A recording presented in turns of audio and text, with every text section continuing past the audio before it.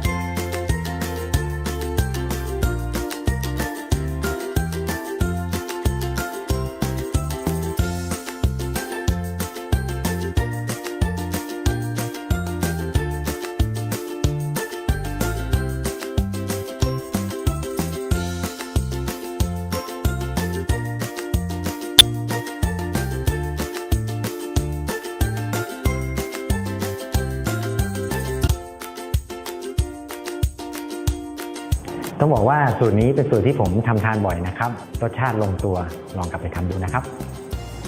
ถ้าอยากทำอาหารเป็นติดตามได้ที่เพจสอนทำอาหารบายเชฟขวัญหรือกดติดตามที่ช่อง YouTube เชฟขวัญอินดี้เชฟแล้วคุณจะรู้ว่าการทำอาหารไม่ยากอย่างที่คิด